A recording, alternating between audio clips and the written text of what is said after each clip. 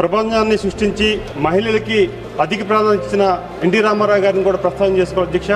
లింగ సమానత్వం దేశవ్యాప్తంగా చర్చకు రాకముందే ఆనాడు ఎన్టీ రామారావు గారు మహిళలకు శక్తివంతం కోసం అనేక గొప్ప నిర్ణయాలు తీసుకున్నారు. స్త్రీలకు ఆస్తి హక్కులు 1986లోనే ఆంధ్రప్రదేశ్ రాష్ట్రంలో దేశంలో తొలిసారిగా కుమార్తెలకు కూడా ఆస్తిలో సమాన హక్కు ఇవ్వాలని నిర్ణయించడం జరిగింది. భూమి హక్కులు ప్రభుత్వ భూమిని మహిళలు పేర్లతో నమోదు చేసి వారి ఆర్థిక స్వాతంత్రం కల్పించారు. ప్రభుత్వ ఉద్యోగాలు రిజర్వేషన్ ఇచ్చారు. మహిళలకు 30% నుంచి తర్వాత 33% కూడా ఇవ్వడం జరిగింది.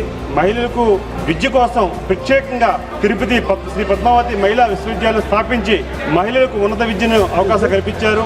మహిళలపై జరిగే నేరాలకు ప్రత్యేక కోర్టు ఏర్పాటు చేసి త్వరితగతిగా న్యాయం చేయడం జరిగింది. అలాగే ఈ రోజు దేశ స్థాయిలో చేస్తున్న పనిని ఎన్టీ రామారావు గారు చాలా ఏళ్ల క్రితం రాష్ట్ర స్థాయిలో చేసి చూపించారు. అదే నమ్మకంతో మహిళలు శక్తివంతం దేశ నిర్మాణానికి అత్యంత అవసరంగా భావించుకుంటూ ఇప్పుడు గౌరవ ముఖ్యమంత్రి చంద్రబాబు నాయుడు గారు మహిళల పక్షపాతిగా వ్యవహరిస్తూ ఈ రోజు దేశంలోనే మహిళలకు అన్ని రంగాల్లో అవకాశం కల్పిస్తూ దేశంలోనే ప్రత్యేక స్థానాన్ని పొందిన విషయాన్ని కూడా మీ దృష్టి తీసుకొస్తున్నాం. మహిళల ఆత్మవిశ్వాసాన్ని ఆత్మ గౌరవాన్ని పంచే దిశగా సీఎం గారు పరిపాలన దిశగా చర్యలు చేపడుతున్నారు. దేశ విదేశాల్లో రాష్ట్ర మహిళలకు ప్రత్యేక స్థానం గుర్తింపు రావడానికి ప్రత్యేక కృషి చేస్తున్నారని మీ ద్వారా తెలియజేసుకుంటున్నాం. ఉమ్మడి ఏపీలో తొలిసారిగా మహిళా శాసనసభ స్పీకర్ గా ఎంపిక చేసిన ఘనత గౌరవ ముఖ్యమంత్రి చంద్రబాబు నాయుడు గారికి దక్కుతుందని మీ ద్వారా తెలియజేసుకుంటున్నాం.